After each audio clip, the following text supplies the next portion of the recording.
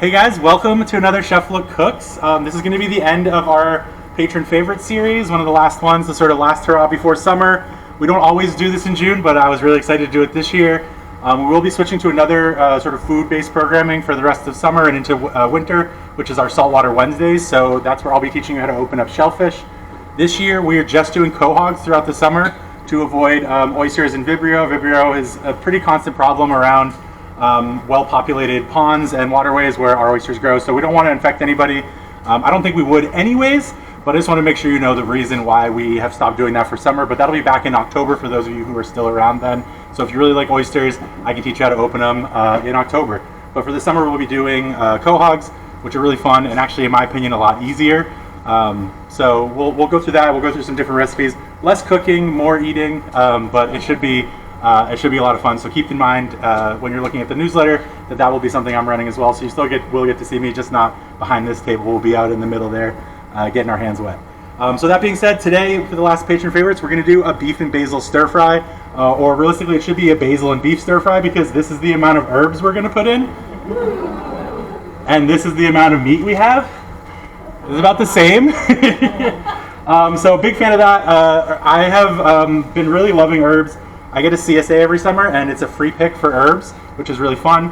And so because of that, I always have so many herbs at home. And one day I was like, these herbs are going bad. I just got new herbs. What am I supposed to do? So I just put them all in, and it was delicious. It was beautiful. So my brain kind of shifted since then, and I've been on a very heavy herb diet. Herbs in general are really, really good for you. They do a lot of amazing work for immune system, vitamins, basically everything. They are essentially a superfood all in themselves, and they taste really good. All that flavor, all that that they add, that you use when you're cooking, that's all the nutrients that's in them. That's why they taste so good. It's all the things that are in them. So when we put even more herbs in, we're just adding more nutrients to our food. So it's a really great way to not only eat more and more vitamins, but also just get really, really intense flavors. And so we've got a bunch of different basils. I'll go over them in just a bit, but I'm going to get us started here. I'm going to do two different pots because I know there are some of us that can't eat cilantro or don't like cilantro. So I'm going to have one pot that's going to have a bunch of cilantro in it as well as the basil, and then one pot that's just going to be basil. So when the time comes, if you have any aversions to cilantro, just let me know, and I'll make sure you get some of that, and then we'll mix them all together at the end too. So I'm going to start with garlic. We're just going to sort of get the process going. Stir fries are pretty easy. They don't, unfortunately, bagged garlic is not always the best, but trying to save us some time. Today's session is going to be kind of like me just teaching you how to chop up vegetables, because most of you have stir fried before, and if you haven't, that's okay. I'm going to teach you how to do that too.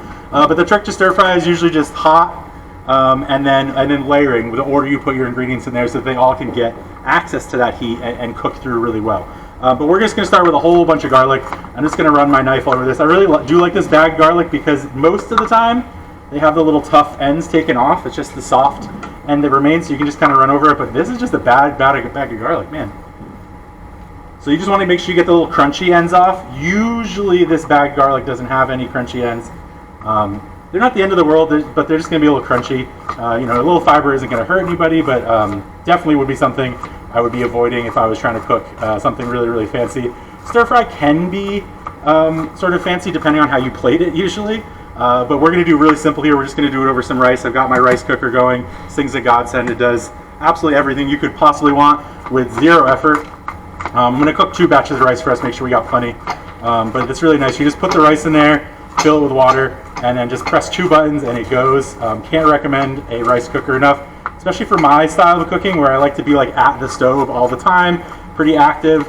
I tend to have pretty bad luck when I am cooking rice because I don't pay enough attention to it. I want something that's set and forget, and rice cooker is just a winner for that every time. So I'm just chopping this garlic fairly rough. It doesn't need to be super small.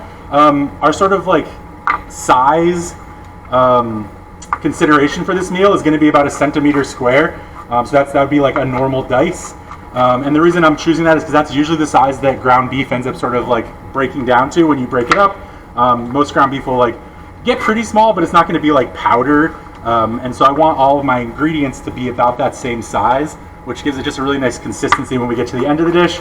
And then the rice itself is about 1 centimeter long as well. And so it'll kind of just look nice and it'd be very easy to eat with a spoon without stuff falling off. And so that's always something I'm considering when I first start a dish is what size do I want my things to be? What shape do I want my things to be? Sometimes cutting things long into strips is really nice if you're doing with pasta and you're going to eat with a fork. because then you can get some of those pieces with the pasta. It all sort of makes its coherent sense once it's in the dish together. Sometimes you want things really, really small because they're just supposed to be there for flavor and not for texture. A lot of times that's the way you cut garlic, but I like getting a giant chunk of garlic, so and I know most of you guys are pretty much into garlic the same way I am. And this looks like a lot of garlic, but this is actually the right amount of garlic for this recipe, which is weird. You know, usually we go over the top, but I will put a whole bulb of garlic in this. I'm tripling this recipe, not doubling it like I normally do. This recipe is like a normal recipe you might cook for yourself at home, not like something you're doing for catering, which I feel like most of my recipes are pretty large scale. So that being said, I am going to stop right about here with this garlic because I don't mind a little big piece in there. And if the biggest thing in here is the garlic, that's kind of nice for me, for two reasons. One, people who don't like it can pick it out. I'm not saying any of those people are here today, but if you have friends that don't like garlic, they can pick it out. And then again, if you do like it, you're going to get that really nice garlic punch. And garlic will probably be the least per volume item we have in this dish, so having big chunks to be able to find it will also be kind of nice for you if you're looking for it. So that was chopping garlic, easy, quick, dirty. And I'm just going to brown that all together in the same pan. I'm going to cook my veggies all in this pan. And I'm turning this heat up now that I have the garlic in there. And then once the veggies are done, we'll take them out, and then we'll cook the meat in two different pans, and that's where we'll start to sort of diverge in our recipe and go for cilantro and no cilantro.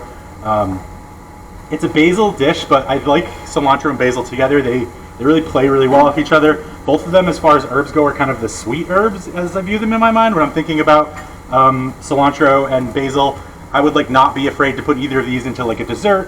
In fact, I made some strawberry, I guess it's just kind of, it's not even a jam at this point, it's just kind of like strawberries I cooked down in some Dr. Pepper actually, which I thought would be fun, and they turned out pretty good. And like I would totally have those as a side with this dish. I think the beef and basil and the really like garlicky savoriness I think would actually work pretty well with some fruit. And a large part of that is because I'm using cilantro and basil, which are both on the sort of sweet side of things. Whereas thyme can be sweet, it's kind of like edgy, but because it's so dry, such a dry herb, it's a little bit harder to pull off. And then something like, gosh, I don't know, I guess oregano maybe is like not something I would necessarily want to do sweet, although some tomatoes can be sweet, so it can work out. Any herb can be really used for anything at the end of the day. So I'm just looking for some color on this garlic, just a little bit. It's going to get to cook for a really long time because it's going to be back in with the beef for a good bit as well later. I just don't want it to burn. That's always what you have to be careful with garlic. So for my onions, I'm trying to do a small dice, so I already made a mistake. I cut off the root end of this. I did want to keep that on there. So that I can get a finer dice, and I'll show you what the difference between that is right now and why you would want to do that yourself through example. So I didn't make a mistake, I just accidentally get to teach you something new. Although some of you have probably seen me cut onions all the time. You've probably already been through this, but for those of you who are new, this will be sort of a fun experience. So when you leave the root end on, it really just makes your life a lot easier. It can make the peeling a little bit harder, but the cutting is just always going to be a lot easier and a lot better. All right, you can get turned down now.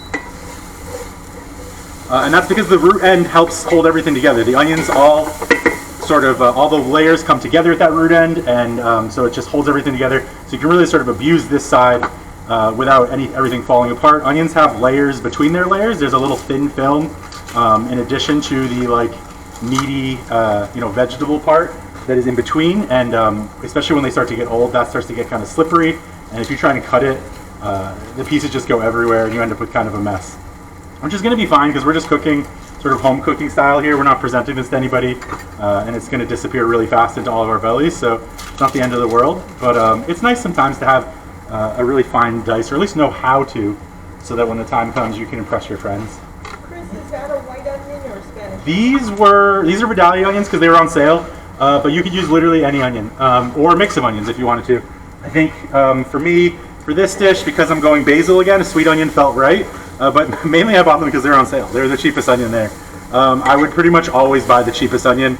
For me, with cooking, there is not usually much difference at the end of the day, depending on what onion I chose.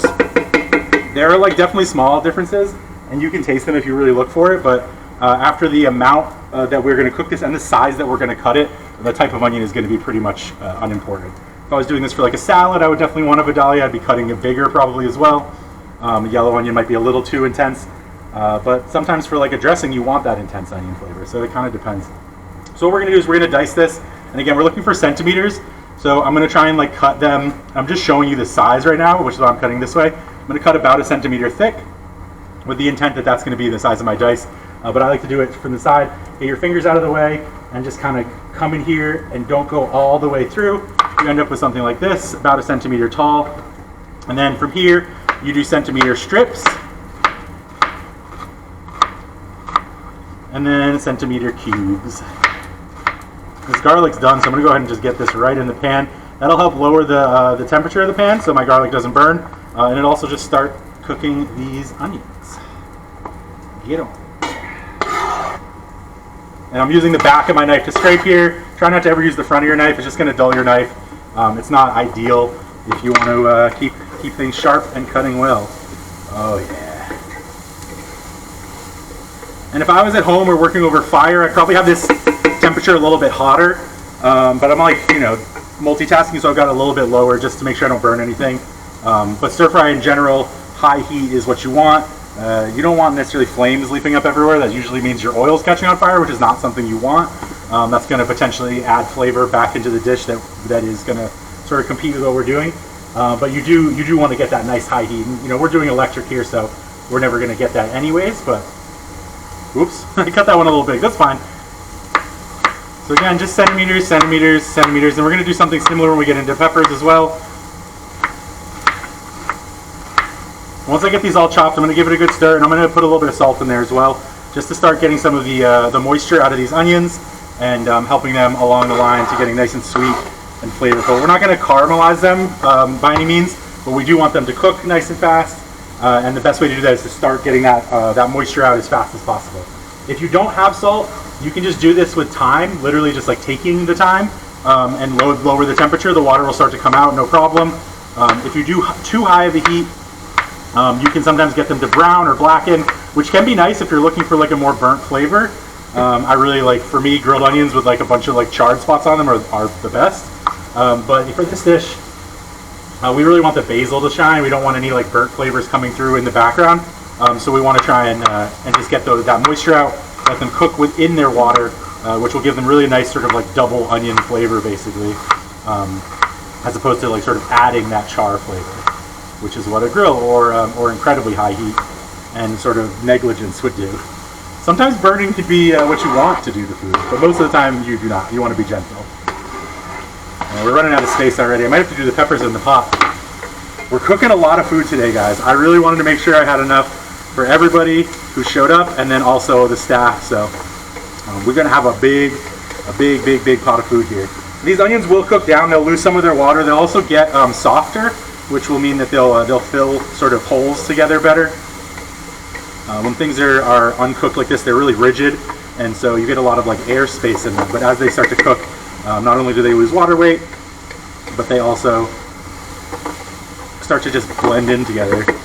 That's beautiful. Now that we have more stuff in there, we can really crank this heat because everything's gonna sort of protect themselves. So now you saw how I cut those ones. Seemed pretty easy, pretty simple. We're gonna go to these ones that I messed up and just see sort of what the difference is, what it looks like, and then sort of what we paid for basically by cutting those ends off. So I'm going to show you two options here. Oh no, I messed up. Let's see what I can do to fix it. So that's the first one. So what I'm going to do is I'm going to come in at an angle here.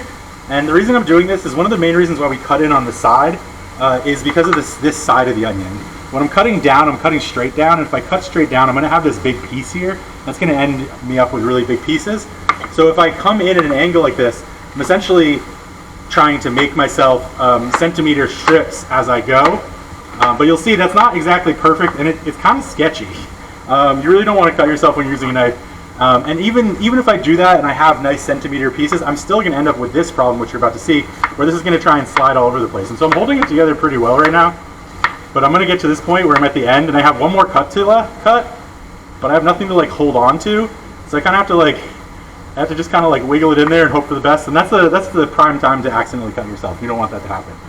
The other option is to just do the thing we were supposed to do and just kind of deal with it. And so we're still going to do the same thing. We're going to cut all the way in.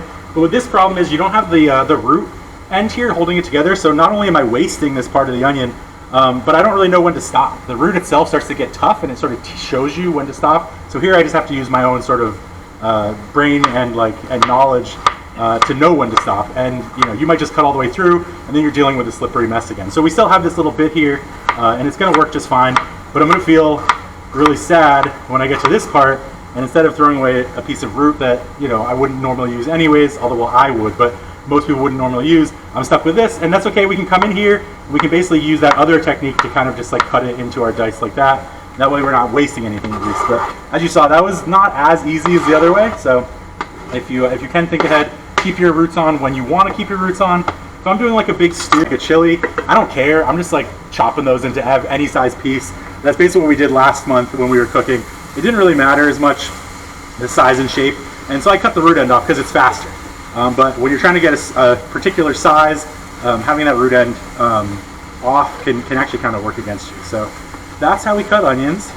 And now that our onions are going nice in here and are just going to start cooking down, we've got so many. This is awesome. I actually might split this up instead of just cooking the peppers in here. That way we get everything sort of cooked together and the flavors meld properly. The peppers are going to add some nice sweetness as well as some really good color. So if we just cook them in 2 different pans, that will make sure we have some really nice distribution of that flavor. Come on, there we go. But until then, we'll just let that start to cook down. So peppers, lots of different ways to cut peppers. I don't usually use peppers on this program, which is kind of sad, but I'm excited to bring them in today and show you all sorts of different ways to get these done. I used to work at a salad bar, and so we really like strips of peppers, straight strips of peppers. And so you may have seen this before. There's a lot of different ways to do this. I'm going to show you 3 ways, I think. So first one here is if I was going for as straight of peppers as possible. So I cut the top and bottom off.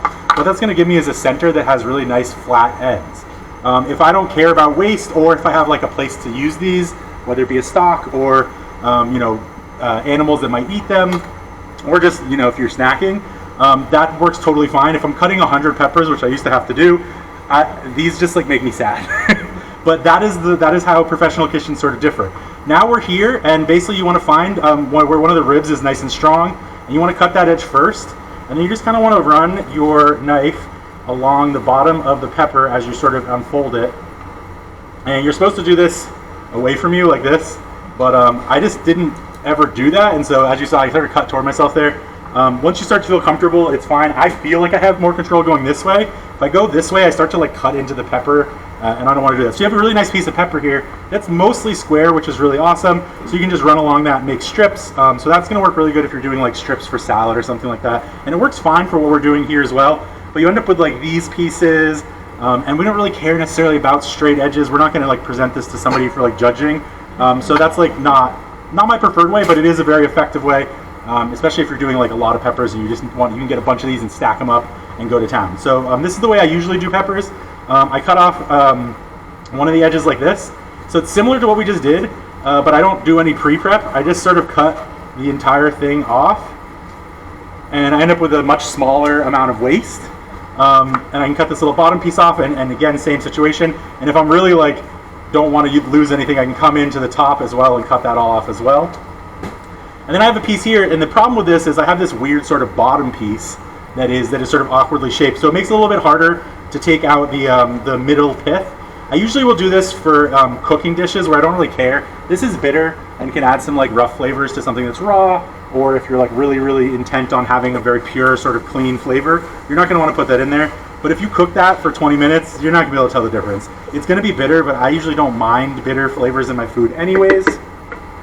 So it's not the end of the world if a little bit gets in there, but just for the sort of sake of clarity, I will come in there and cut it off. And what you want to do is you just sort of tip your knife in there and just sort of scrape it out until there's no white remaining. And then for these, because they're so awkward, it's harder to sort of lay them on top of each other. So I cut them into little planks that I can then just sort of stack on top of themselves. And that way, I'll show you what we do with that in just a second here. So that's 2 ways so far. We've got fancy salad bar. We've got sort of my method that I've developed. It's kind of a hack between a bunch of different methods. And then this is maybe what you guys have seen before or done before. You basically just cut off the planks right off the side. You just go straight down on your pepper like this, And this is fairly similar to the first method we did, but now we have these pieces instead of whole flats. This can be really easy for grilling. If you're grilling, you're just slapping it together. You basically, because now you cut the bottom off and you just got 5 pieces you can chuck on the grill. That's hopefully not going to fall through the grill plate, which is nice. And you have relatively little waste, which is nice as well. The thing I kind of don't like about this is now I have 4 different pieces that I have to like go through individually. It's more handwork. I'm like putting the piece in front of me, then moving it to the side. Whereas if I have one whole piece, I just have my hand on it once, and I can kind of pull it down the cutting board as I go. So just different options. They all work just fine. I think personally, you know, obviously the one that I do all the time is the one that I like the best, and that's what I'm going to continue to do here. But it just depends on your need. If you want something that's really crisp and clean and square, that first method, nothing's ever going to beat it. That's called, I think, I mean, I don't know what they actually call it, but squaring up is what I would call it. You do it pretty much with everything in a professional kitchen. You make squares. You need everything to have flat edges, boxy squares. Then you cut really nice boxy sticks and really nice cubes. And it all looks beautiful and works really well. But there tends to be a lot of waste to that method. And you know, for most restaurants, you have staff meal, which is a really great way to sort of use that waste. But at home, we don't have staff meal. We might have kids, but we're cooking for those kids probably. So it's kind of silly to sort of make waste when we're already cooking for ourselves. But just a sort of method, some more methods to look at. Now we got some space, we'll go ahead and start cutting up these peppers and get them in our pans so they can start to sweat down as well. So again, I'm just going to show you this method that I really like, which is basically just the all-around method. You kind of like come in here, all the way around, and then usually about here, if I'm paying attention, I'll get in here and cut the last bit out, so I actually have the bottom right on there. And then I don't have really much left, and I feel comfy getting rid of that. And then we come back in here, and we just cut this up, take out the white. Again, most of the time at home, I don't even bother taking out the white because I just don't mind the bitterness. Generally, bitterness in food is another indicator, much like with herbs, of their intense flavor of nutrients. So all of those connective tissues are going to have things that are good for us too. So you know, if you can handle the flavor, nothing wrong with just eating it. So now we've got a whole sort of mess of different pepper pieces. I'll show you what I'm going to do with these to get them into cubes. Most kitchen cutting or vegetable cutting is the same thing. It's the same process. You make, I just sort of described it, you make planks or squares, then you make strips, and then you take the strips and you turn them into cubes. So we're going to do the same thing. We're going for that centimeter width here, about on these strips. And then once we get them all stripped out, we turn them sideways, get a nice pile. And you could do a couple of these and get a really big pile if you wanted to, but we'll just do them one at a time. And then from here, you go centimeter cut again, and you're going to end up with about a centimeter cubed. And if we had, you know, if we're using this like really square one, this is going to look even better. But that looks good enough for me. I actually kind of like the wabi-sabi of vegetables when they're not perfect. But you get that bite that like tastes really good, but also like makes you feel like some body cooked this, not some machine or some like professional. It feels more loved. It feels better. It feels like something you could do also. So you not only is the food less intimidating, but it, you know, for me at least, it feels a lot more tasty. So yeah, we're just gonna rock through this. Any questions while I'm just rocking out the rest of these chops? No, that's cool, totally fine. Anytime you do have a question, just yell it out. I like open question forum here. It doesn't have to be about what we're cooking. It can be about literally anything. Doesn't even have to be about food. I have lots of interests, varied interests. Most of them, you know, food and playing games, but that's fine. I know a lot of other random stuff too, so we could do trivia if we wanted to. Do you prefer the red peppers over the orange or the yellow? Oh, good question. Yeah, for flavor, if I'm eating a raw pepper, I like red pepper best.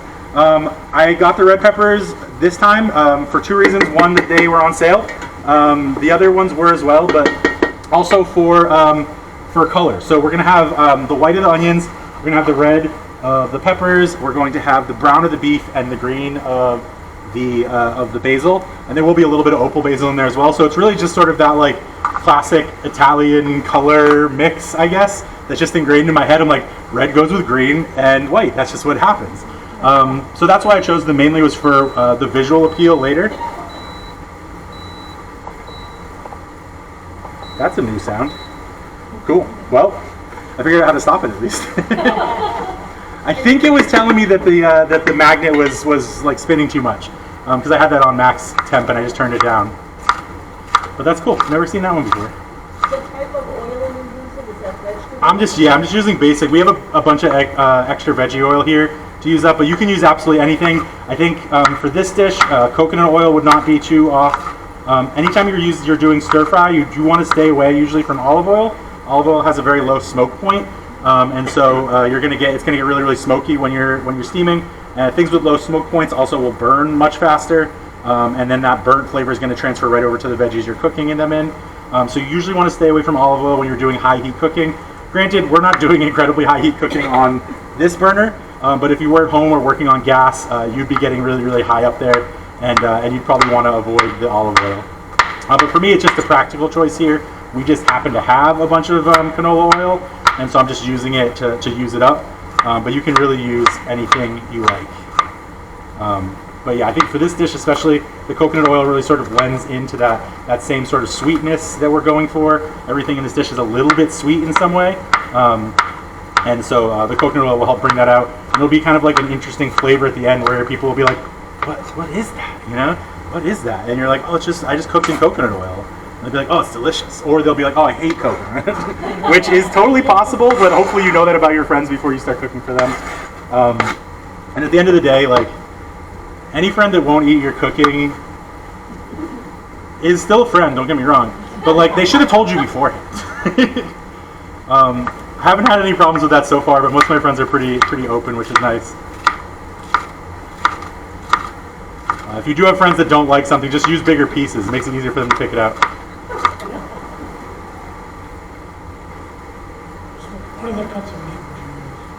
Oh, for this, you could use absolutely anything. I'm using ground beef just because, again, it was on sale, and the cost is. I guess this wasn't on sale; it's just pretty cheap. The cost is really nice and easy, and there was just a lot of it there. But you could totally use bits of steak, flank steak, or like full-on steaks if you wanted to.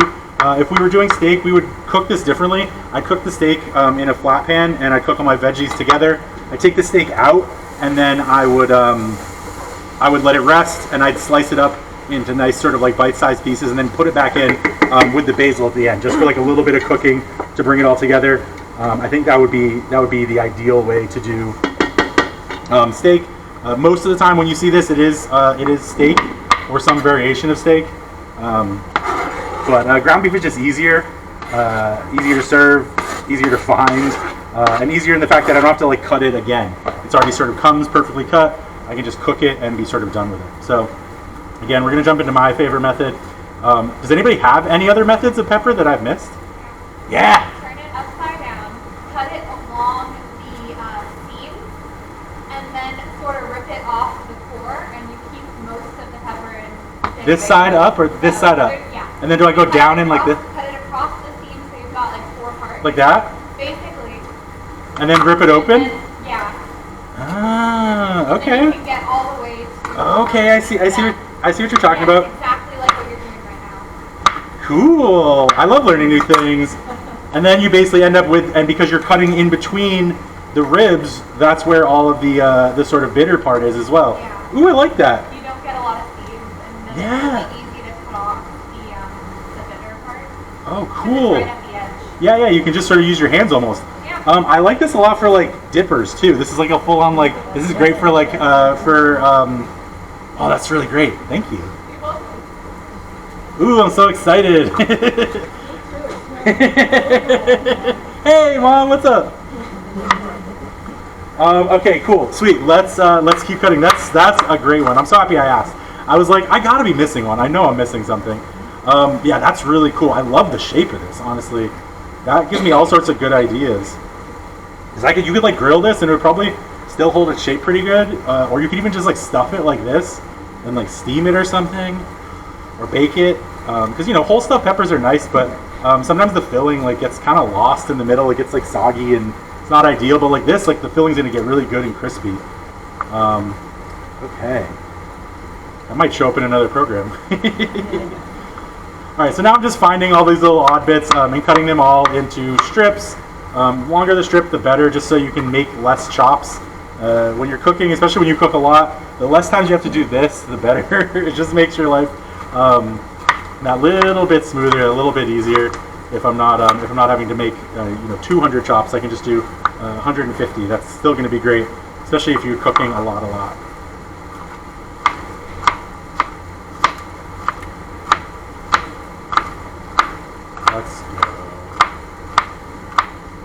And you'll notice as we get closer to, we're like kind of almost done already. I mean, we still got plenty of time left because I like talking a lot. It's a pretty easy recipe. There's really like not a lot to it. The most complex thing we're doing is cutting up vegetables, basically. The rest of it is just going to be a matter of cooking everything and seasoning it so that it tastes the way we want it to. All right, let's get these guys stacked up.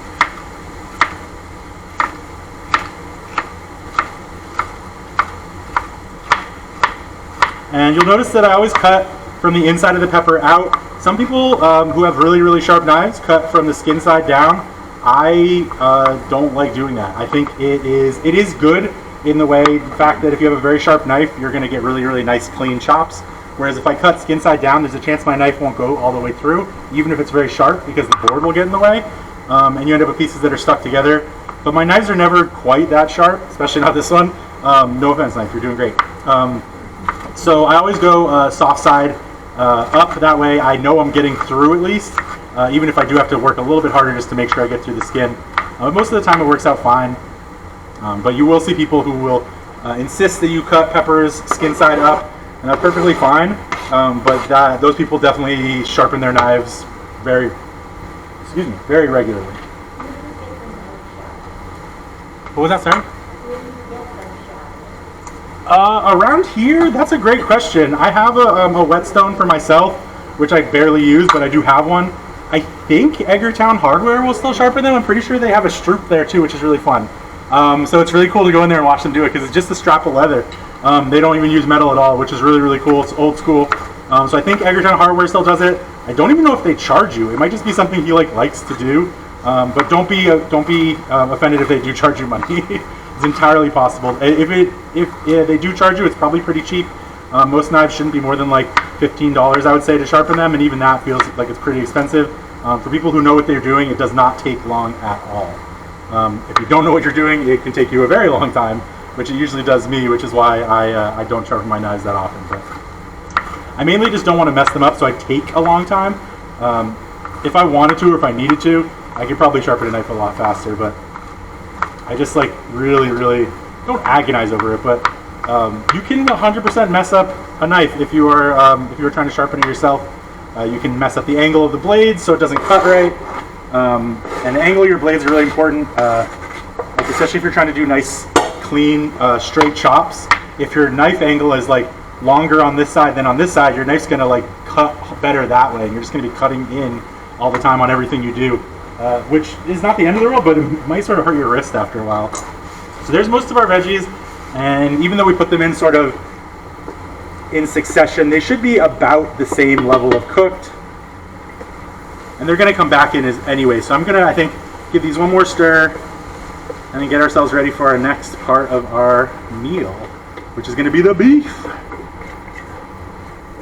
And this is looking good. You can see the peppers have absorbed some of the red pigment from, the onions have absorbed some of the red pigment from the peppers. They've also gotten a little bit brown just from their own caramelization, but they're not caramelized by any means. That would take a lot longer. We've got a good amount of moisture in this pan as well. That's mainly the pepper juice. That's totally fine. That's going to make a nice sauce for us later. We're not sad about that. Sometimes you want to cook veggies down until there's not much liquid left. If you are like making a really complex sauce that you want to be the forefront, but we want our sauce to just be like an amalgamation of all the different flavors put together, and then a couple of our liquids we're adding in there. So I'm not worried about that moisture. It's going to help protect our herbs later as well. It's why I say in the recipe you can use any fat level you want for your beef, because all that fat's just going to add more and more to that sauce. So we're just going to go ahead and take this out of our pan so we can get our beef cooking.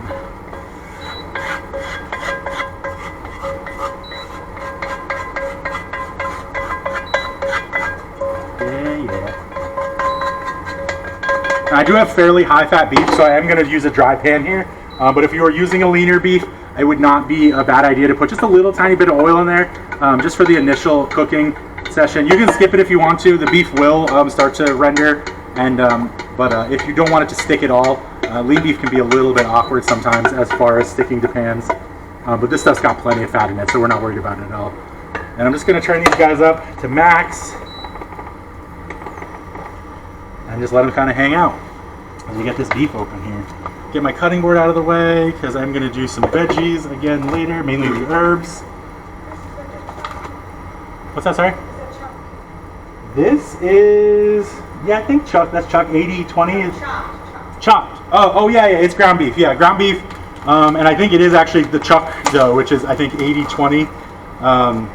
So plenty of fat in here, which is going to turn into amazing amounts of flavor. It's also just the cheapest one, which is great. I am a big fan of getting things on sale whenever I possibly can. This was unfortunately not on sale, but still pretty cheap, which is great. And it's just, I think mainly that was just because we bought the big bulk packs. Stop and Shop started doing a thing now where it's cheaper, or it's more, yeah, cheaper if you buy the big one. The little one, the half-pound ones, were like 50 cents more a pound. I'm like, it's the same thing. Anyway, it doesn't make any sense to me. I'm not the manager, but whatever. What are you gonna do? I guess they're excited. So this one's nice and hot. You can see it's already starting to smoke. So I'm just gonna go ahead and plop half our meat right in there. And I definitely, we're not actually doing anything vegetarian, so we can use both of these. I have 2 of these because I don't want to cross-contaminate with cilantro later. So that's why I have 2. This will be our cilantro pot because it's bigger, so it'll be able to fit more. This will be our herbs one. I'm going to try and cook most of the meat in the cast iron just because it has better heat transference. It's going to stay hot for longer. It also has a bigger burner here. So I'm going to put about half of this in this pot, see what it sort of looks like. I'm just starting to break it up here, and I'm just going to let it sit. Generally with meat, even ground beef, you want to get as much contact with the cooking surface as possible. I tripled this recipe. I'm like, it's going to be fine because we're going to get a lot of food, which we want, but it's definitely awkward to cook with the pans we have because we're making so much food. I think all said, this is going to be 12 pounds of food, which is pretty good. Not too bad. Yeah, 6 pounds for the beef, 3 pounds or 2 pounds for the herbs, and then with the peppers and onions, I think we get another 4 pounds. So pretty cool. Lots of food for us to eat, to enjoy. Yes, good. All right, you know what? I'm just gonna crack the rest of this in here, and then a little more here. And I'm sort of breaking it up just a little bit, just to get it sort of shoved down into the pan so it has the best contact with the bottom of the pan. And then also just to start the process of breaking this up into grounds. You know, it's ground beef, but you can make pretty strong patties, meatballs, and hamburgers. Great examples of that. As this, if you didn't do much to this will just come out as one giant brick, which would and could be really, really tasty, honestly. You know, we have done, for my birthday actually, I did a corned beef meatloaf, which was really, really tasty. But yeah, ground beef is just really, really versatile. But we want, again, those about centimeter grounds. So that's what we're going to go for here. I'm going to basically keep chopping it up, keep stirring it until we get there. But while that cooks, we're going to do something very important, which is going to be get ready for all of our herbs. So let's just get into it. We've got a lot of different kinds of basil here. This first one, you know, let's start with the basic one. So let's see. We've got basic basil here. This can be called Italian basil. I think it's like Genovese basil or something like that. It's got big flat leaves. They're sometimes shiny, though this one isn't super shiny. Some of the new leaves are shiny. Smells like basil, like you'd expect basil to smell. It's got a really thick green stem, which, while tasty, is not the best for stir fry. It can be a little bit woody. So we are going to pick the basil off for today. But the main sort of identifiers of this are going to be the big leaves. Big leaves, classic basil smell. This is something you've run into before, all over the place. It's what you're going to find in most grocery stores. This stuff is delicious. It's sweet. It's pretty much everything you could want from basil. And so we're going to get into picking that in just a second. We'll pop on to our next herb. So next herb is going to be opal basil, or sometimes they just call it purple basil. Smells almost the exact same as normal basil. Not many flavor differences between the two. This one is actually a little bit more mild in my opinion. But the big difference here, the main reason we have this is because of the color. It's going to be darker. It's going to give us little specks of dark basil in the stir fry.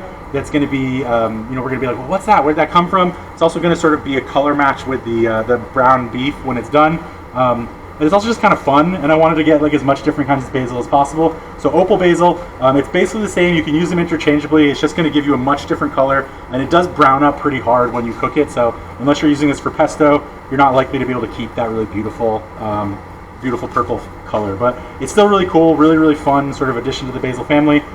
It's hard to find. Usually, if people are running out of this basil, they're also running out of this. So it's not like it's like a great substitution per se, but it is very fun alternative if you have it available. Highly recommend checking it out.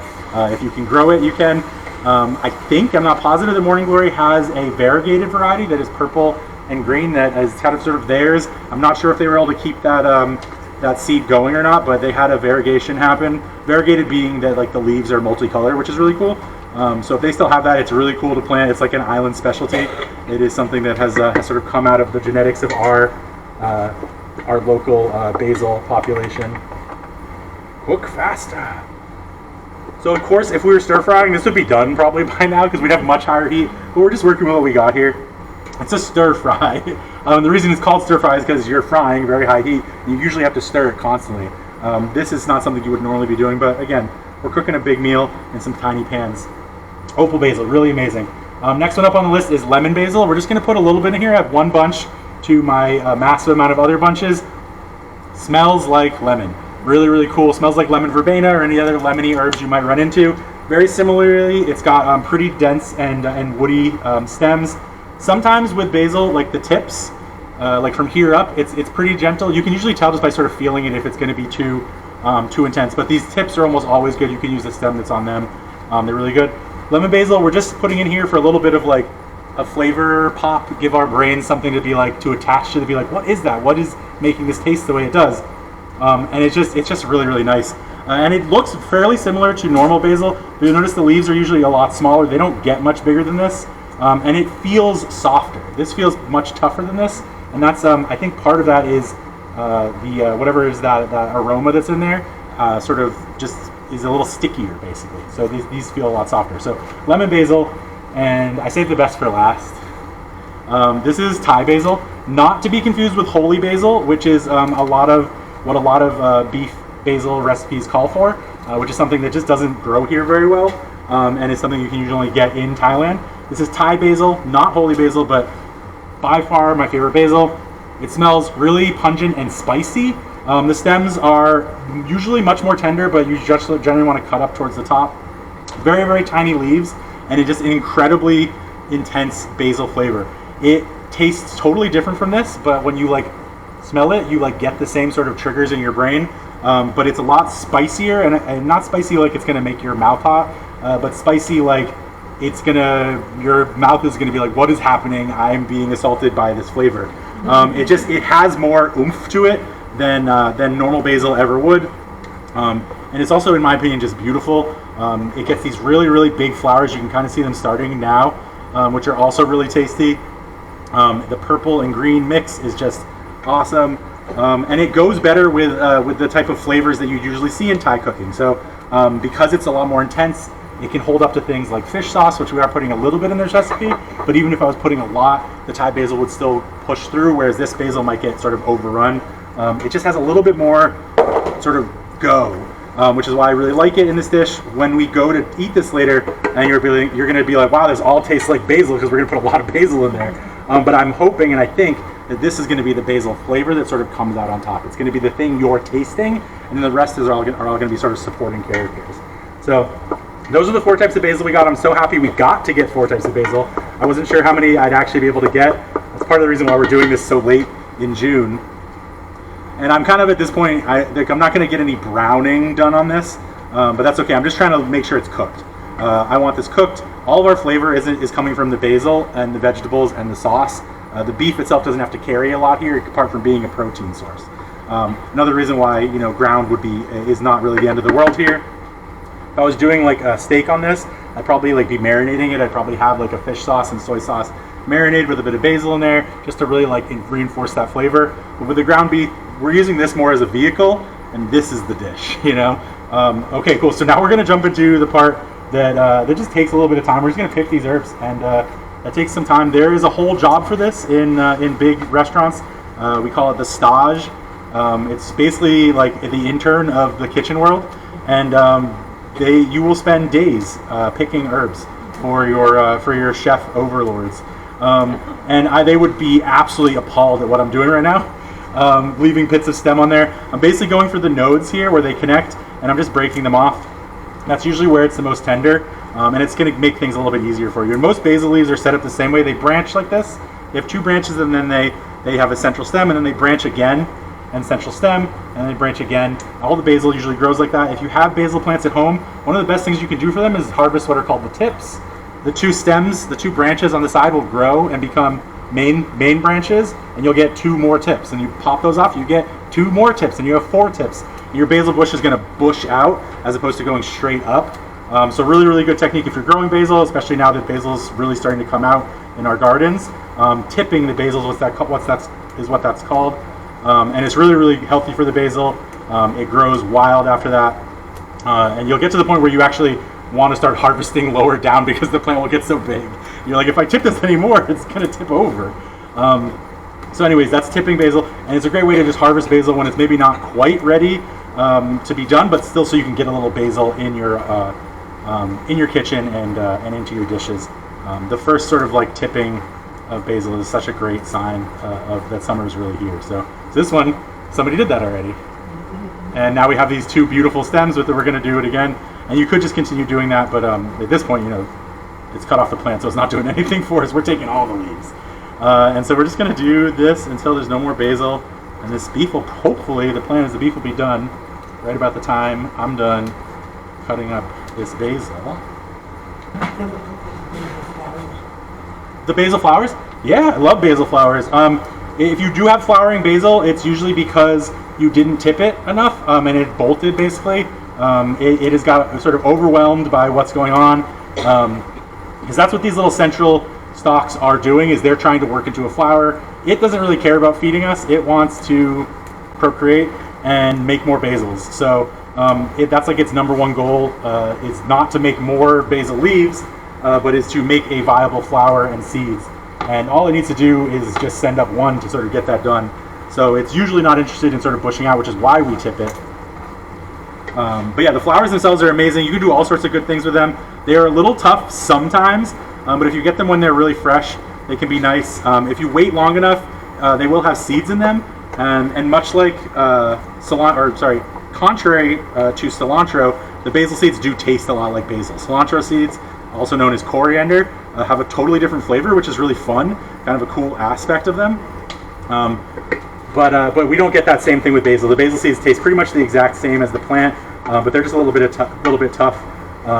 But yeah, the flowers can be good. You can just toss them whole into your salads or your stir fries, or you can use them as garnish. They're really, really good. You just pop on top of dishes to be like, hey, there's basil in here for your friends that might not like basil.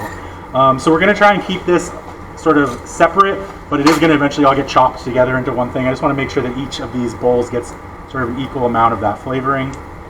So we're into the lemon basil here. And his meat's almost done, which is great.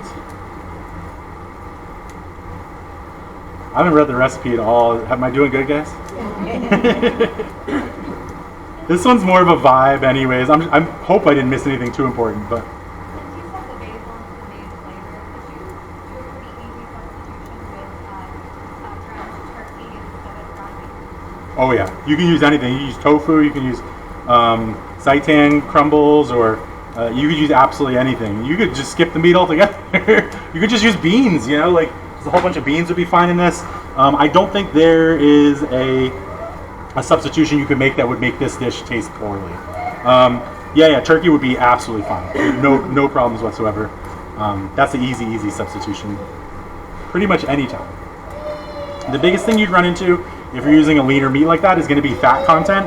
So you might want to add a little bit more oil in here, just so you have like a nice sort of sauce and liquid that you can cook from. This is actually looking pretty good. I'll turn that down a little bit. Nice. This is so much basil. I'm so happy, guys. I keep thinking to myself, is this too much basil? And I don't think that that's the case. I've just never cooked 6 pounds of beef all at once for myself before. I'm usually a 2-pounder. 2-pound is my like happy place when I'm cooking meat. I think it's enough that you can serve a good amount of people, or have a lot of leftovers for yourself if you're just cooking for yourself and a partner or whoever else might be in your life. Awesome. There's our opal. We are going to leave some of these pieces whole when the time comes to put them in. I like that it like spinach. This is going to wilt down to almost nothing. It gives you a really nice piece to like really chew on and be like, there's basil in this dish. But most of it we're going to chop up pretty fine, and we want that for the various texture. Again, this is a basil dish, not a beef dish, so we want the basil to be in there in a way that is real, that is sort of active, and so that's why we're doing that. This is almost done. Perfect. I love how much fat is in this. It's going to be really nice. All right, we're in Thai basil now. Thai basil is a little bit faster because it's a lot more tender, but it's also a little slower because you have smaller amounts on each stem. Let's see what we can do here. But I'm pretty much just taking like the whole tip when I can. I love the purple stems on this. It's so good. Has anybody not had Thai basil before? Oh, cool. All right, good. Happy. I got this at Morning Glory. Not an official endorsement, but it is the only place I knew they had it at the moment. Although my CSA does grow it as well, and that's what really got me addicted to it, is finding it there. I've had it before in cooking, but I've never really had a great source for it. It's tough and hard to find on the island. But Morning Glory started growing it. IGI grows it as well. So it's sort of around now. And this particular variety grows really, really well on the island, which is nice. It's kind of not always easy to find a place that sort of imported vegetables and herbs will grow. But this basil loves it here. It gets absolutely massive. It's really, really good one. And you can go buy starts, I'm pretty sure, right now, if you wanted to plant it in your own garden. It's beautiful. The flowers are beautiful. It adds a really nice sort of pop to your herb garden.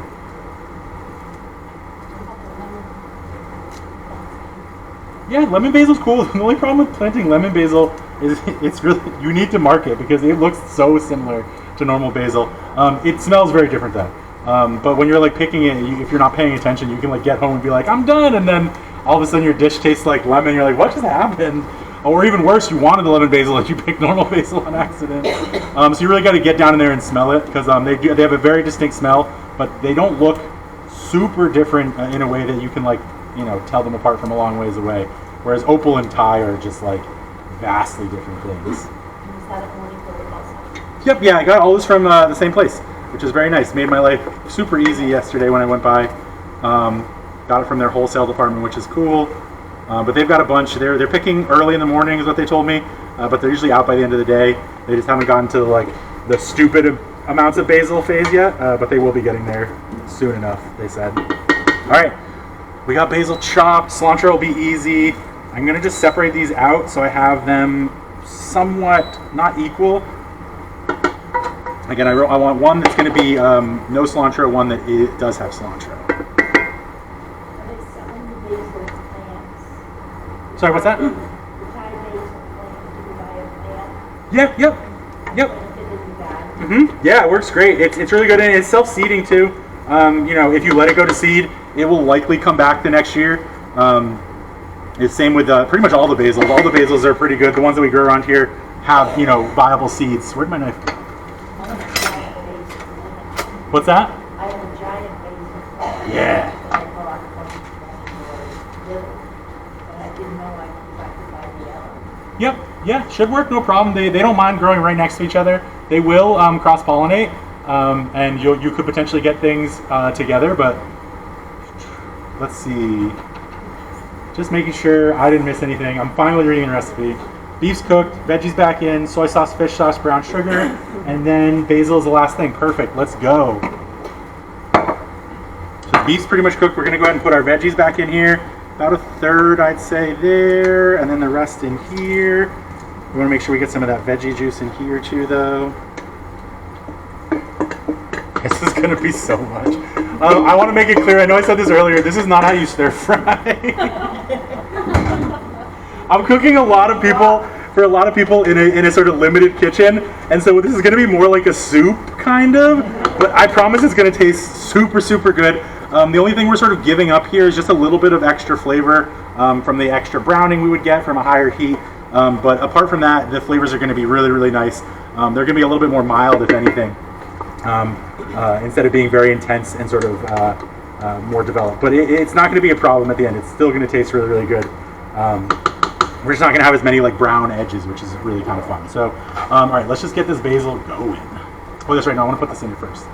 So I've got a little bit of fish sauce here, and we're just using this to add a little bit of sort of oomph, I guess would be the best way to put it. So it is, is anybody allergic to fish sauce? I don't think so. Okay, cool. Good. So I'm just going to put a little bit in here. It's a very intense flavor, but it's also very salty. So I've noticed, if you haven't noticed, I haven't really salted this at all. And that's because I knew I was going to put soy sauce and I think that's pretty much all of it. Yeah, nice. How long does fish sauce last? Forever. It will, many fermented things, it will last until it molds, basically. If you get mold on it, probably a good idea to throw it away. But otherwise, it's like, that's just going to keep going forever and ever and ever and ever. All right, 1/4 cup of soy sauce. I'm probably going to start with just like a 1/4 cup in each one of these. And I'm going to split this half and half because I do have some tamari that I want to make sure gets in there as well. Tamari is very similar to soy sauce. It's just that it is only soy instead of wheat. Most soy sauce has wheat in it as well, which makes it very bad for people who can't have wheat. But tamari is pure soy and usually like a much sort of higher quality product because of that. And just a little bit in there. And we're going to taste it and we'll come back and put some more soy sauce in it if we think we need it. So I was a little bit short on the soy sauce, but that's on purpose. That one's out of the way now. This is going to be so good.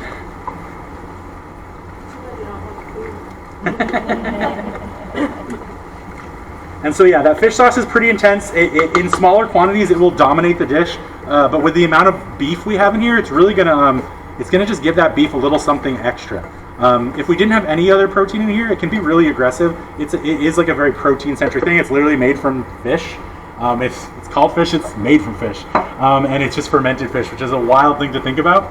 But it tastes really, really good. It's got amazing qualities for flavor. So we're putting it in here. The beef will suck it up, but then the beef will sort of also overpower it and bring it all together, which I think is going to be really, really nice. So let's just jump right in to our herbs. I'm going to do a rough chop on this. I'm not going to purposely pull out whole leaves. I'm just going to sort of do a rough chop, and in doing so, leave enough sort of big pieces that that you're going to get some good amount in there. Okay, and then I think I got about like a third or so each. So I'm just going to split this up into these. And then we got lemon with a little bit of normal basil. Just kind of bunch it up if you can. That's usually the best way to do herbs, is get them into a nice little bundle and then run your knife over them. They don't always cooperate, and basil is pretty notorious for browning and bruising. So you want a really sharp knife, and you don't want to kind of like abuse it too much if you can help it. It's kind of tough though. I've already started bruising this just from the little bit that I did. Perfect. Again, just a little bit in there, and then the rest in here. Same with the opal.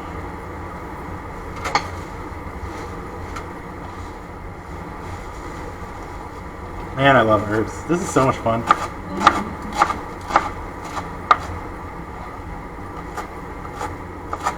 And so you'll notice I haven't stirred the basil in. That's on purpose. I'm doing quite a lot of cooking right now, so because of that, I'm sort of just like, I need room on my cutting board. And so I'm putting it on top, and I'll often do this when I'm cooking at home as well. When I like want it to be in the dish like 2 minutes from now, but I don't have space on my cutting board, so I just put it on top of the dish and let it hang out. It'll start to wilt a little bit as the steam goes through it, but it won't actually cook until I stir it in. And so it's a nice little technique just to make space and sort of let you keep cooking while you go through the whole process. And then last of our normal basil here. Don't waste any.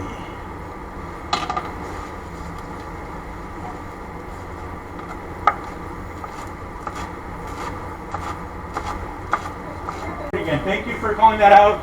I forgot to actually warn people that might happen. I don't know what's going on with this thing, but Anyways, we're back into it. Yes, putting tomatoes in here would be delicious. If you like tomatoes, I'm not going to stop you. You would definitely get into a different sort of flavor profile, but I don't think it would hurt at all. You could even stick with the sort of like Asian theme we're going with the soy sauce and fish sauce. I think it would still also be good. So, yeah, tomatoes in here would be great. I'm trying to think like what could possibly go wrong from tomatoes, but I don't think anything at all. I think it would be delicious. You can put pretty much anything you want here, realistically. Snap peas would be great in here as well. I'm trying to think what else would be good in here. Yeah, pretty much everything. Squash would be great in here. Basically, you're just limited to what you have available and what you sort of want to eat for that day. The only thing I would say that's required is basil. And some form of protein is usually a good idea because you're serving over rice. Oh, that's what that buzzing was the rice. Oh my God, guys. I can't believe it. I'm so sad though because we might have to wait a little bit for this next batch of rice, but that's okay. We'll get it going.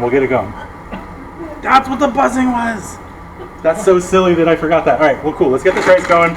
Now, the only thing we can do anyways is continue forward. It's all warmed up, so it should be pretty fast.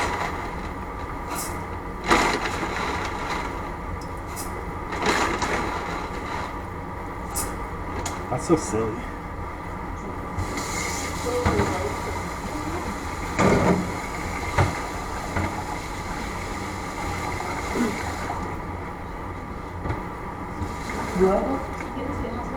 Alright. Back on in, get this empty.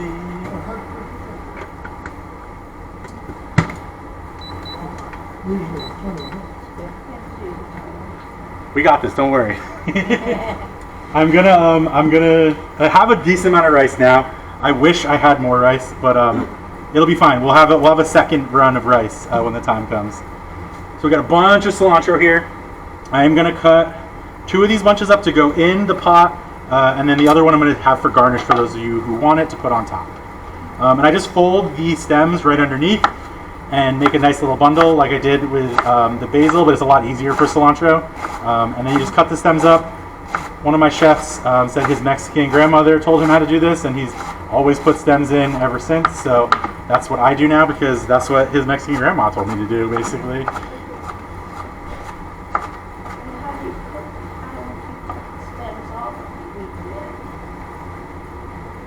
You don't. You cook them. Yeah. Oh, yeah. So cilantro stems are really, really tender. Like they won't even be noticeable. They're going to cook down really, really easy into this dish. Yeah, of course. All right.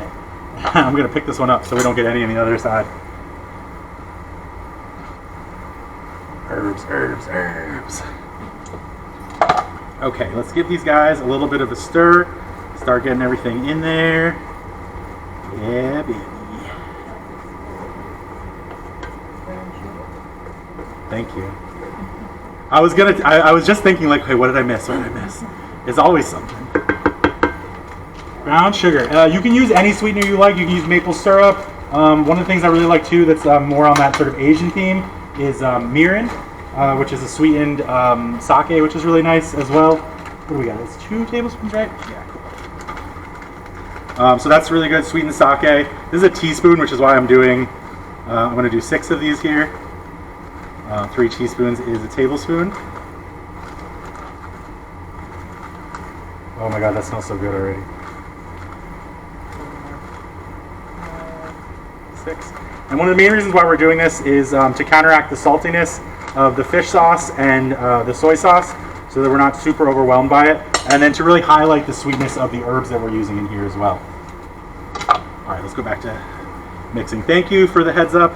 There's always something, you know. Recipes are tough. I will say I'm not usually a recipe cooker. I kind of always go from just like whatever is going on around me, which is why I'm always forgetting something having to do with the recipe. Oh my God, it looks so good.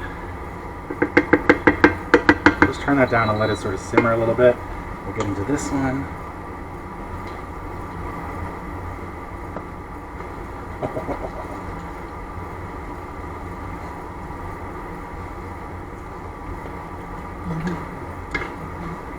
Got to make sure I don't cross-contaminate. Almost forgot there. Oh yeah. That just looks so absolutely yummy. The amount of green that you can see in there, like that's what I'm going for. And you could even like, if you really like this dish and you enjoy it, put more basil in next time if you got the gumption to do it. When I was imagining these bunches that I purchased, I was imagining them about half as much bigger. So I was imagining having even more basil in here, which would have been awesome. But I think we got a good amount. I think it's a good amount for the first sort of like herb heavy load. I'm actually going to switch these up. Get some more heat on that one. Just let that one sort of simmer. Oh baby.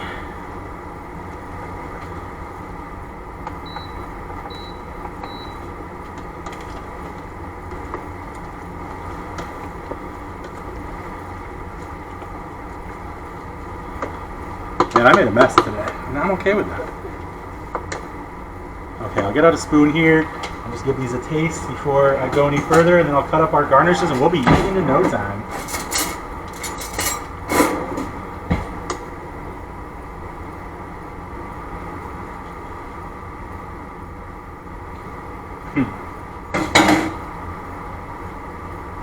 Oh yeah.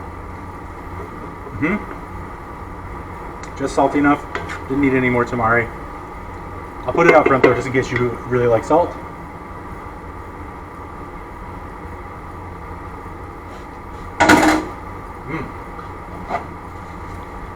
Oh, that's nice. They're both nice. It's fun how the cilantro sort of affects the flavor here, but it's really still just basil all out through the front. So those are done. I'm just going to cut up some garnishes for you guys, and then we'll start serving it up. I think this should be enough rice for us all. If you do want more, feel free to hang out. I will have more rice, but that's going to mainly be for the staff, I think. I can't believe I forgot to cook the second batch of rice. At least I cooked the first batch of rice. That would have been really sad to miss.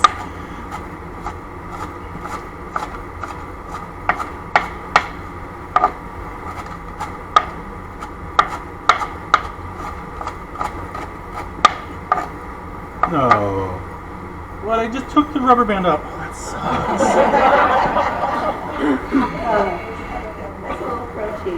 Guys, I'm so sorry. How is there still a rubber band in here? Alright, I'm going to look through it. Fair warning, I would throw this out if we were in a professional setting, but we are all friends here. There shouldn't be any rubber in your cilantro, but please, please, please be careful. Oh my gosh, I'm so sad. How did that happen? I have it on my wrist. Okay, it must have just been a little extra piece that that they like put on there that like broke or something. They left it in there. I think I got it all. We should be fine. That's silly. That's what's called a physical contaminant.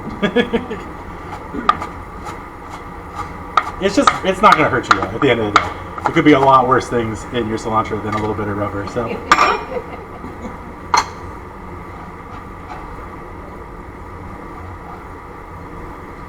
Okay, there's some cilantro for you guys, and I'll get a little spoons just to use that with. And then I've got some scallions as well. We didn't put any in the dish. Probably should have done them first. We didn't put any scallions in the dish, but I think they're going to work really well. Just like a nice little crispy bit on top. We have plenty of onion in there, so I'm not super worried about the actual onion flavor being in there. But scallions are always kind of nice to just have around. It's always so weird though. Like I buy these and I put them in the crisper drawer, and every time the greens get kind of floppy, and I don't know what's going on. I don't know what's going on with my green onions. Yeah, those green bags are awesome. I really should just bring one in because I have one for at home for myself, but I don't have one here at the library. And I left this in a bag with the basil too, and the basil, as you saw, was beautiful. But I think these guys just don't, if they're not in like the Stop and Shop fridge, they just immediately know, and they're like, no. All right, cool. So we'll just chop these pretty thin. Give ourselves a little bit of extra crunch and some nice green color and flavor. Oop, almost got myself. I didn't. Yes. That's always scary. Let's see, did I get anything in there? Nope, we're good. Wow, that's the first time I've done that on camera, guys. This is a crazy day today. I got a rubber band in my herbs. Almost cut myself. Crazy times. So the way that happened there is I just sort of let my middle finger get a little bit in front, and I just wasn't paying attention. It's easy. Anybody can do it, which is why you always got to be careful with knives and take as many safety precautions as you can. Keep your fingers tucked behind. Learn from my lesson. I'm just happy that I didn't get anything. Whew, that would have been a rough time. Okay, we're rocking. We got a little bit of scallion here. Perfect. This guy and this guy are both good to go. Let's get some serving. Clean up some of my massive mess. So Chris, how is this listed on YouTube? This will be listed under the Edgartown Library YouTube. So if you just go right to the Edgartown Library YouTube, there is there's a playlist for all of Chef Look Cooks, and it goes back to when I was cooking at my home during COVID, and then it's got all the ones we did here at the library as well. It's chronological, so the most recent one will be up at the top, and then you just sort of work your way down through all of the other times we cooked as well. They don't come up right away. No, I should put this on tomorrow. Usually it's either the day right after, or basically whenever I get the time to get around to putting it up there. But it should go up tomorrow, as long as I don't forget, which I shouldn't. Tomorrow's gonna be a good day. I think I got a lot of free time. So, all right, this guy looks perfect. That basil's had some time to really permeate even more than it did when I tried it the first time. So this is gonna be even better this time than it was the first. And then similarly over here, looking really good. All right, let's get it going. So I'm going to start doling out some rice and doling out some basil. For those of you who are here, I did make, like I said, some cilantro free. Is just anybody show of hands wants cilantro free? I know there's at least one. Cool, just one for now. That's perfectly fine. I'll leave that there till the end, and we'll mix them together when we get done. So let's get this going. So as per usual, we'll start with people in the back.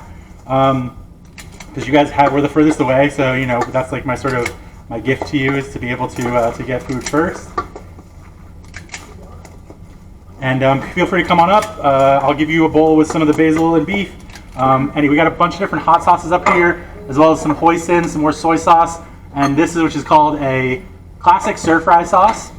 Feel free to just dress it however you want, and we'll be good to go. Let's see. Actually, let me count how many people we've got. We got 1, 2. 3, 4, 5. Oh, you counted 21? Well, but I think one lady left. Oh, okay, perfect. Happy birthday to you. Happy birthday to you. Happy birthday, dear Chris. Happy birthday to you. You guys are so sweet. Thank you.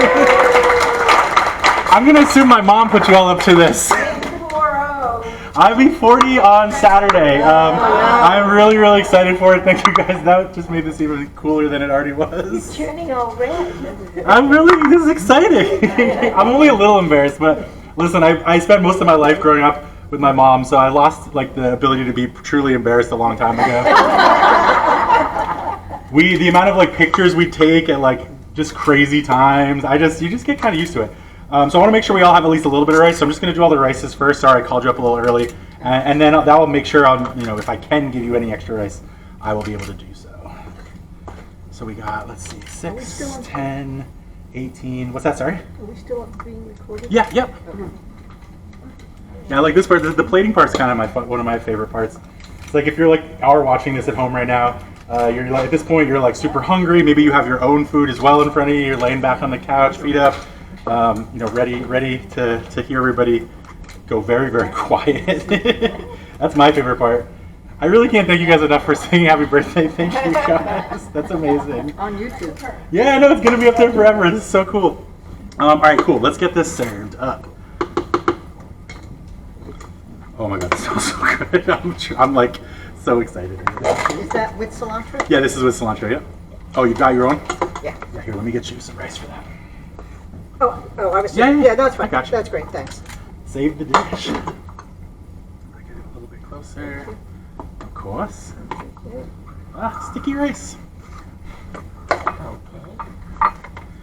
So I'm trying to get as much sauce as I can with these two. It really helps like soak into the rice, and it's just a delicious sauce. It's almost like a stew at this point.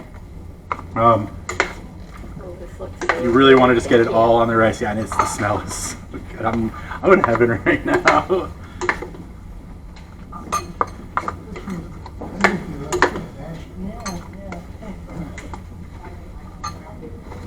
Okay, I'm gonna go ahead and just get this one now so I can mix these together before we get...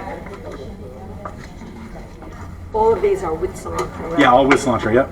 Happy birthday. Thank you. Guys, I'm gonna be right back. I just want to check with staff if anybody there doesn't want cilantro. I think there might be one person. And then I'll keep serving. Don't worry.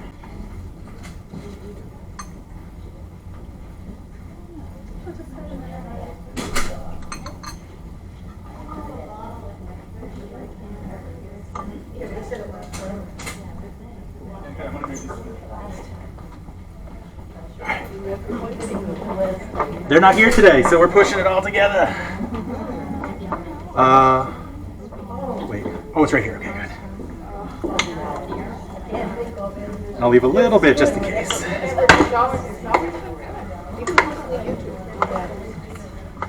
Some of my favorite recipes that are on there are the chowder recipe, personally. That is my self-proclaimed best chowder in the entire world. I do think that's actually true, though. I think it really is the best chowder in the entire world. It is a mixture of my grandma's recipe and like a really fancy recipe for a restaurant, and I think like the two together make it absolutely perfect. And there's no thickener. We don't thicken it with anything, which is really nice. And there's no like roux or anything like that. A lot of chowders are really thick, and we just kind of skip that process. I just want to say thank you. I Of went course. home and I made your soup from last month. I was so happy to see you guys back. Yeah, and I'm not a cook. I don't like cooking. I will sous chef occasionally. Yeah? But I'm not the type of person that goes, I want to make a meal. I'm like, But you did. I'll make eggs and I'll make pasta. But like, I actually went and I was like, can we get the ingredients That's for this really so I can exciting. make it? And I know I'm a full-grown adult, but for the first time in my life, I made like a full meal. Well, now you're a double full-grown adult. Yeah, That's thank really you. exciting. Thank you. Thank you for the inspiration. I hope you push that energy forward.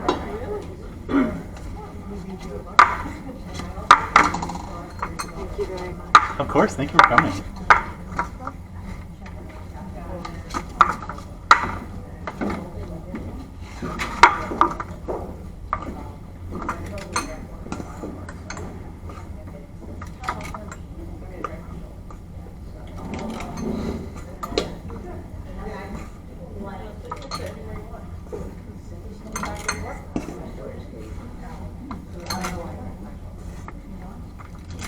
Continuing the trend of being messy as heck.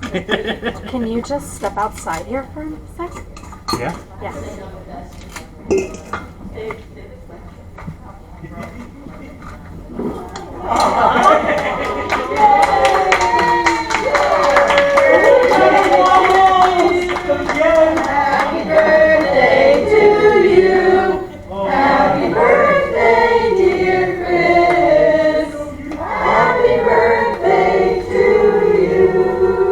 Oh my god, thank you so much. First of all, I don't know if you guys know how special this is. This is a recipe I did here on the show. That somebody made. I don't know who made this, but it's amazing. Is it you?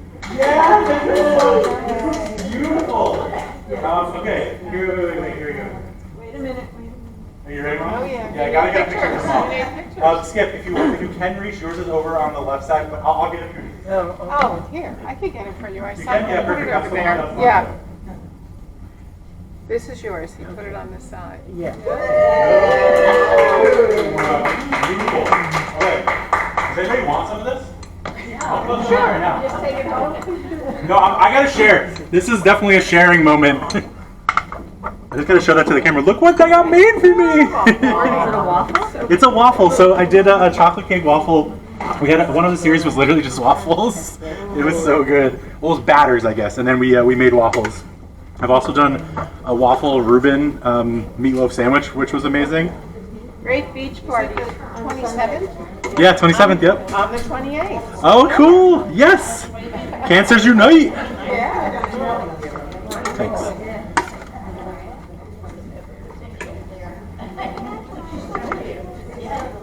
Maybe be careful that can come out fast. Oh, it might just be empty. Okay, cool, good. It's good. The flavor is really good on it. So It's fast, so I'm gonna take it home. oh, cool. Of course. Thanks. Yep.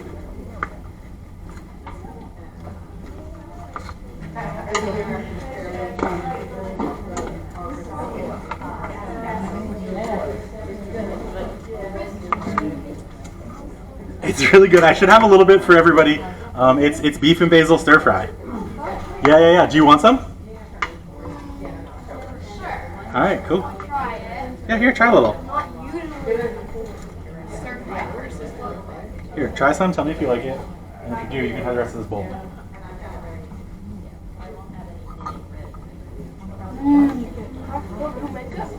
I made it, yeah. Here? Yeah, I just did. I just finished making it. The recipe's right here. We'll see. Yeah, once a month. I think it's my birthday, actually. Oh, I was like, Isn't that funny? have a birthday cake made out of waffles. I was like, why are you not? Yeah, they made that for some. One of our patrons made that for me. It's really exciting. I'm over here like just kind of in awe, honestly. This is so pretty. Isn't it? That's I am gonna great. share some though. I feel like I have to. No, look, 'cause there's like. Look at that. I know. Do you like chocolate waffles? I do. So what happened is I actually cooked this dish here at the library, and one of our illustrious patrons That's everything. copied me. And one wrap cilantro, please. Oh yeah, of I was course. doing that with Mass. Oh, I missed that. Oh shoot. Oh cool. Well, that's great. I'm happy I left some extra. Oh crap. It's fine. Thank It's you, no Chris. rice, really. It's fine. No, here we go. I got this. Wonderful. Some rice over here. Can I just scratch this one? Yeah, please. I'm so excited. I got a little bit more rice in here. I got you. I knew there was somebody else. I was like, I think there's somebody I else. know, isn't that adorable, huh? That's really beautiful. It's really Good cool. job. It's such a good job, too. Whoever did that. Good job. There you go. Of course.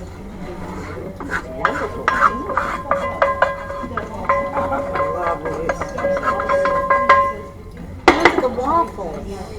What about Yeah, him? that's trying to remember waffle waffle cake. Waffle. Oh, I'm not sure if you did. I'm not sure because I don't recognize it. Look, It was raspberry mousse and chocolate waffles. I missed So the mousse too got made. don't you want to take it home? No, I want to share it definitely. Don't you want to share it with the staff? With who? The library. We have a tradition here at the library where we all get cakes on our birthday, so we're gonna have a nice big cake on Oh, Saturday another cake. anyways. Oh, So okay. I'm pretty okay with sharing this with you guys if you want some. Raspberry's my favorite. Oh really? Oh good. This is like super treat, and I'm so curious how you make that mousse. So this mousse, the recipe's on the YouTube, so you should definitely check it out. It's pretty basic. It's whipped cream, gelatin that has been activated, and then you mix in raspberry juice basically, but it's just pureed raspberries that you then strain, and a little bit of lemon juice and sugar, like a cup of sugar. What's the That's second it. ingredient? That's it. Gelatin? Gelatin, yeah, gelatin powder, like Oh, the Knox, powder yeah, stuff? Knox powder, yep, Do you need Which I a saw at Healthy Editions. yep. Do you need a mixer to do it? No, well, you kind of, it Because I don't have one. depends on how much you want to whip your cream. If you're doing it by hand, it can be a little bit of a work, but I mean, you could buy. show of hands, anybody who wants some of this cake. I probably have 12 portions, maybe. Okay, I got at least 3, so mom. 4, 5, 6, 7. Okay, cool. I just want to make sure before I start cutting it, I'm gonna cut myself obviously a nice big piece, and then we'll go into. Oh no, get back here. Oh no. We'll go into everybody else's. I'm thinking I'm gonna do little. Yeah. Can I get one for my mom too? Yeah, of course.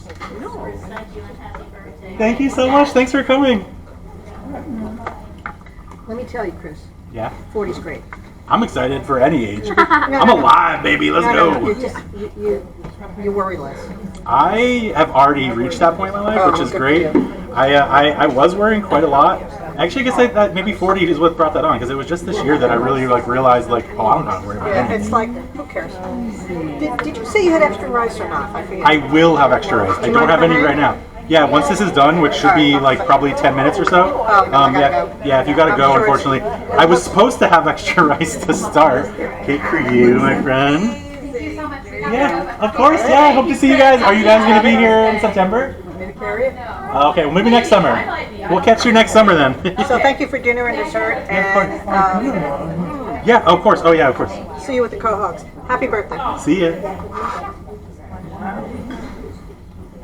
Need a little bit of this For sharing. extra mousse over here. Of course, I'm very excited to be able to. I can't even believe I have a cake. This is the best thing ever. Here's a little piece for you. You, of course. Oh, you Thank you very I much. have a little tinfoil, yeah.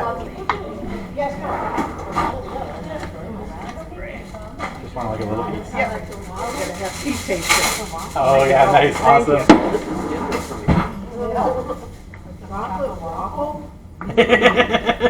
Isn't that fun? So you can just take normal cake mix and just put it in your waffle maker, and it comes out like this. It's like honestly the best hack ever. Well, this one's beastly on the amount of mousse. I love it. Yum. Okay, I guess now maybe I'll cut the YouTube video off. I forgot to stop it earlier. Thank you guys. Thank you for coming to our last Chef Look Cooks of the season. We'll see you again in the fall, whether it be September or October. I really appreciate absolutely everything, including singing me happy birthday, not once but twice. Absolutely amazing. Thank you all, and do feel free to check out Edgartown Library YouTube for the recipes. And then we also have my old blog that I was doing, which is Trash Panda EPL for Edgartown Public Library, which is trashpandaepl.wordpress.com. That is something that I had way back. It's basically the sort of egg that started what we're doing right now. It's a lot of fun. It's got a lot of really cool recipes. I still look back there as well. And there's cocktails and stuff too, all the fun things we were doing during COVID. So thank you for coming, and I hope to see you guys all in the fall. Thank you. I know it's really good. I'm so happy about this one.